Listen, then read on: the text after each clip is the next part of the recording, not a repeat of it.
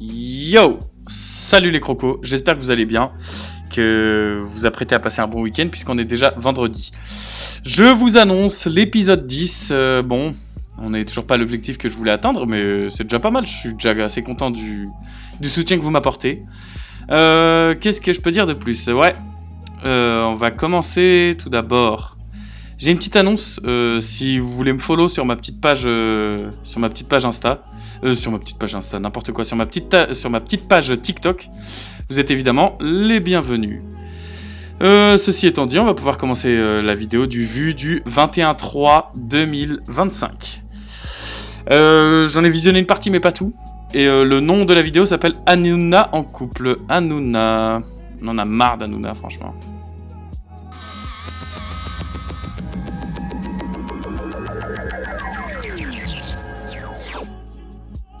Vu reflète la télévision et peut contenir des images non adaptées à un jeune public. Printemps, ça fait du bien au moral. Bah, vous m'avez l'air tout guiré et souriant, d'autant qu'aujourd'hui c'est la journée internationale du bonheur. Est-ce que vous êtes heureux? Très heureux et Très vous, Emma? heureux, bah ça va pas mal et nous sommes comme plus de 7 Français sur 10 d'après l'enquête Ipsos Happiness Index 2025.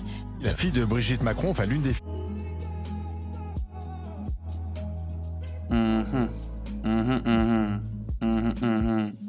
Qu'est-ce qui rend les gens si heureux, s'il te plaît? Si c'est pas de la propagande juste pour dire allez, on fait remonter le taux du bonheur, allez, riez avec nous. Bande de fous, va. Brigitte Macron, Tiffaine Ozière et Cyril Hanouna, c'est le couple improbable qui est à la une de Paris Match. On les voit tous les deux attablés à un restaurant. Savez-vous dans quel pays? Donc, si on reprend ce que Candace Owens a dit, que soi-disant Madame Brigitte Macron est un homme, soi-disant, comment elle peut avoir une fille alors? Comment elle peut avoir une fille qui en plus est attablée avec ce cher Cyril Hanouna? Mais il est chaud en communication quand même, hein. Il arrive à nous faire croire des trucs incroyables, ce mec. Il a disparu et pourtant il continue d'exister. Incroyable. Franchement, très fort. Le plus heureux, eh bien ce serait en Finlande, suivi du Danemark. Selon le classement annuel réalisé sous l'égide de l'ONU, la France, elle, chute à la 33e place. Le soulagement et la liberté pour Olivier Grondeau, ce Français qui était détenu en Iran depuis plus de 2 ans. Il est arrivé en France et il est en bonne santé. Je suis d'origine juive et d'Algérie. Quand les troupes françaises sont rentrées à Alger en 1832... Le général Bugeaud. Exactement.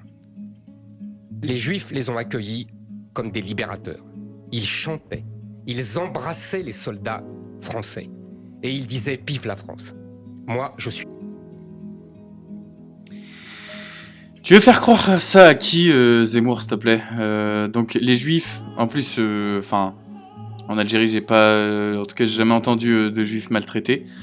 Mais si c'était vraiment le cas, alors tout d'abord, explique-moi pourquoi est-ce qu'un inconnu qui viendrait d'ailleurs, il serait content de l'accueillir en disant ouais, vous êtes notre libérateur, puisqu'en 1832, quand la France est arrivée, ils étaient invités et c'était un peuple, enfin ils n'étaient pas du tout prévus comme des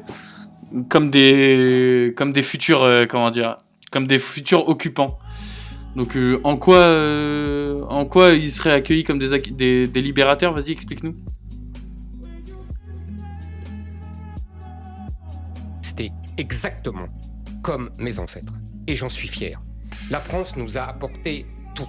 Malgré les massacres. Mais bien sûr, malgré les massacres. Mais les massacres, c'est le lot de l'histoire. Voilà, quand t'as pas de patrie, voilà ce que ça donne. De société vidée d'elle-même, de culture piétinée, d'institutions minées, de terres confisquées, de religions assassinées, de magnificence artistique anéantie, d'extraordinaires possibilités supprimées. 500 € pour soutenir la défense. Un produit d'épargne va être lancé pour que les Français puissent investir dans nos industries militaires. Le gouvernement en espère 450 millions sur les 5 milliards qu'il doit trouver en urgence. L'entreprise Boston Dynamics a publié une vidéo des nouveaux mouvements que maîtrise son robot Atlas. De nombreuses personnes se disent à la fois fascinées et effrayées de voir avec quel naturel le robot reproduit la marche ou la course d'un être humain. Mais Atlas peut aussi faire des roulades, du breakdance et même la roue Ok, c'est officiel, les robots sont désormais plus agiles que certains d'entre nous. Et là, regardez, il est capable...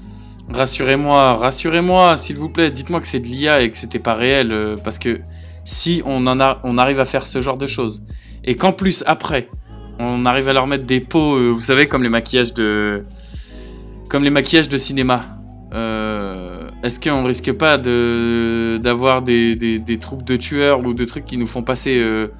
qui se font passer pour des humains, alors qu'en fait, c'était totalement des robots? Et puis, jusqu'où ça peut aller, c'est grave. Et si ces trucs-là, ils se font pirater? Ça fait peur. Produire les mouvements de Ronaldo, vous savez, la célébration de Ronaldo, ou même de faire du karaté, et là, on n'est pas loin du fameux Terminator. Non, ça, c'est du Ce fake. n'est pas la Russie qui est une menace existentielle comme on nous le rabâche. La Russie ne va pas envoyer des troupes à Paris. Alors, quelle est la menace ? En 1814. Quelle est la menace ? La menace vient du Sud. Mais la wesh. menace, c'est le grand remplacement.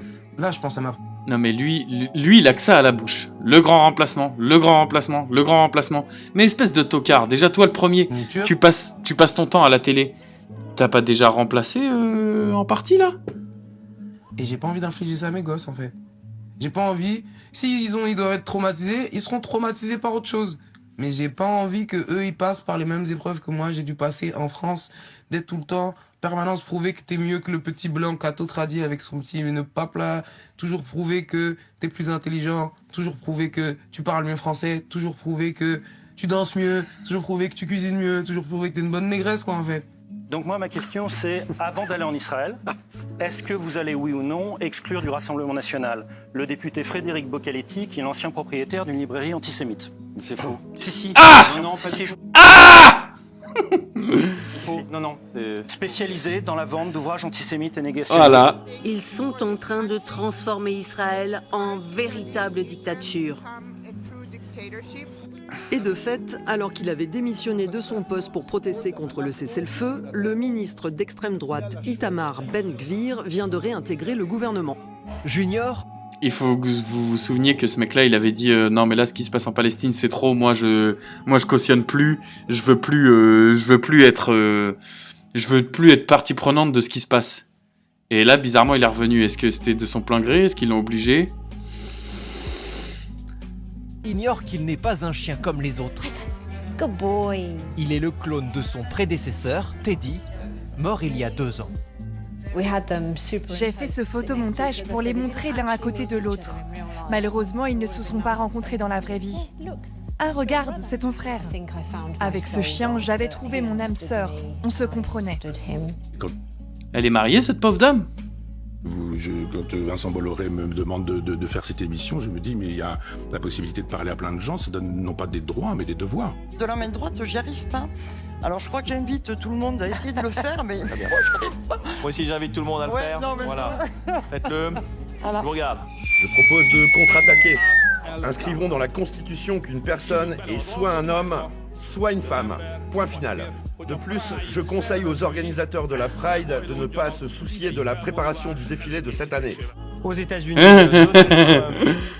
pas mal. Pas mal son truc. A signé ce soir un décret visant à éliminer, je cite, le ministère de l'Éducation. Nous allons l'éliminer, a déclaré le président américain, peu avant de signer le document à la Maison-Blanche. Nous allons le fermer et le fermer le plus rapidement possible, a-t-il ajouté. Un projet applaudi par la droite américaine qui a fait des écoles un terrain de lutte contre les idées progressistes. Si demain on arrive à la tête de l'État, je vais mettre en place, sur le modèle de ce que sont en train de faire les Américains, un ministère en charge de l'efficacité gouvernementale qui sera chargé de faire la transparence sur l'utilisation de l'argent du contribuable et de l'argent des Français. La seule trajectoire financière que vous suivez, et nous vous alertons officiellement aujourd'hui, est celle qui nous mène... Je tiens juste à préciser que c'est un politicard exactement comme les autres. Juste, il est un peu plus jeune. Il va nous baratiner comme les autres. Donc arrêtez de croire que parce que c'est un mec de droite et qu'on n'a jamais essayé la droite, comme j'ai souvent entendu des arguments, on n'a jamais essayé l'extrême droite, y a qu'à prendre le modèle de d'autres pays et vous voyez bien que ça marche pas mieux et c'est limite pire. Donc vous vous attendez à rien.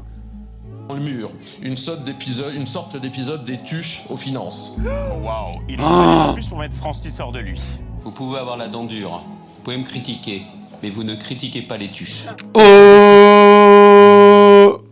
Genre maintenant les tuches, c'est rentré dans le patrimoine. Bah, faut dire que les anciens, leur truc, c'était les bronzés, les machins, les trucs cultes. Nous, notre génération, c'est les tuches, hein. Ah! Daikate, comme tuche. De Donald Trump prise peu après son arrivée à la Maison-Blanche, les coupes de l'aide américaine pour la lutte contre le sida, elles pourraient menacer la vie de millions de personnes selon l'OMS. L'ONG Greenpeace risque la faillite après avoir été condamnée aux États-Unis à payer 665 millions de dollars de dommages et intérêts à l'exploitant d'un oléoduc auquel elle s'était opposée. En 2016 et 2017, elle avait soutenu de grandes manifestations contre un projet de pipeline dans le Dakota. Greenpeace va faire appel. Et ben voilà, toujours cette fameuse lutte des classes, les riches qui font comme ils veulent et les pauvres qui ferment leur gueule. Et en plus, une organisation depuis des années, des décennies qu'ils essayent de l'éliminer, bah, ils vont bientôt réussir hein, s'ils la mettent à terre avec 660 000.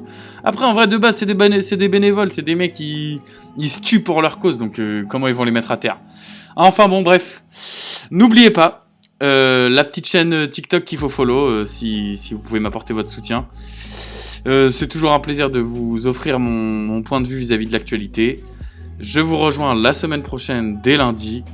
Je vous souhaite un bon week-end. Prenez soin de vous. Ciao.